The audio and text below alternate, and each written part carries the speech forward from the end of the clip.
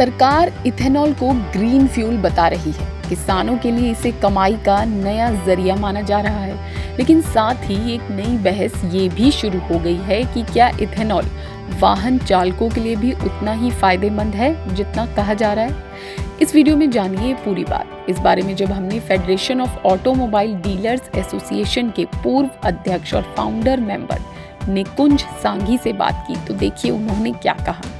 Ethanol सरकार ने जो ब्लेंडिंग की है वो जरूरी था, अच्छा कदम है, क्योंकि उसकी वजह से जो हमारा सबसे बड़ा फॉरेन एक्सचेंज का कंजम्पशन है वो पेट्रोलियम इंपोर्ट्स की वजह से है। तो अगर 20% इथेनॉल ब्लेंडिंग कर रहे हैं तो 20% पेट्रोलियम कम इंपोर्ट होगा, तो हमारा फॉरेन एक्सचेंज बचेगा। और साथ साथ में इथेनॉल के जो एमिशन लेवल्स हैं वो पेट्रोल के मुकाबले कम है, तो एनवायरनमेंट पे भी उसका पॉजिटिव इम्पैक्ट पड़ेगा।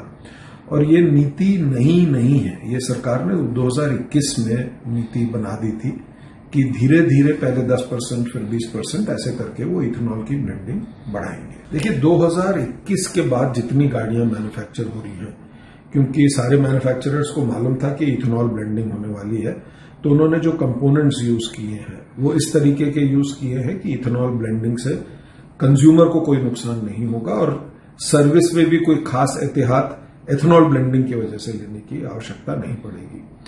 2021 से पहले जो गाड़ियां बनी हैं वो उसमें भी जो सिर्फ रबर कंपोनेंट्स हैं उस पर थोड़ा सा इंपैक्ट आता है, इंजन को कोई नुकसान नहीं होता।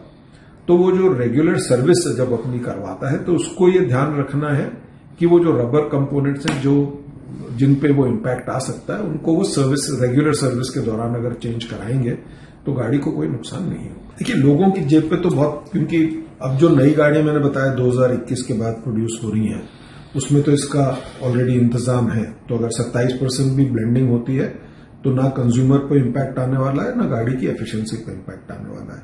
हाँ, बट कुछ गाड़ियों की पॉपुलेशन, स्पेसिफिकली पेट्रोल गाड़ियों की, डीजल में इथेनॉल ब्लेंडिंग नहीं होता है, पेट्रोल में होता है। तो वो 2021 से जो पहले की गाड़ियां हैं उनको रेगुलर सर्विस में ये जो 2-3 रबर के कंपोनेंट्स हैं वो चेंज करना। कितना एक गाड़ी पर करीब कितना एक्सपेंसेस उसमें खर्चा?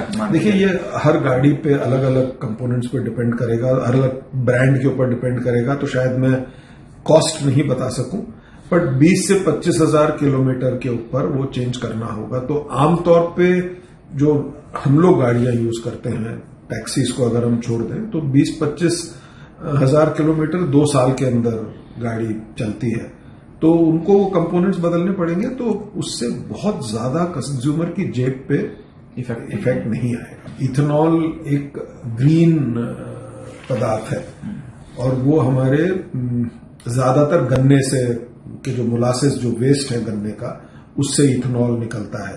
तो एक तो वो मोलासेस यूज होने लग जाएंगे तो बहुत अच्छी बात है, रिसाइक्लेबल है, और क्योंकि वो ग्रीन है इसलिए उसका एमिशंस कम हो जाएंगे, जो अभी एमिशंस जितने हैं उससे कम हो जाएंगे, तो एनवायरनमेंट पे भी अच्छा असर डेफिनेटली आएगा।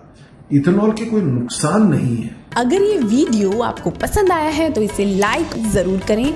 अगर चैनल अभी तक सब्सक्राइब नहीं किया है तो कर लें और नोटिफिकेशन पाने के लिए बेल आइकन भी दबा दें।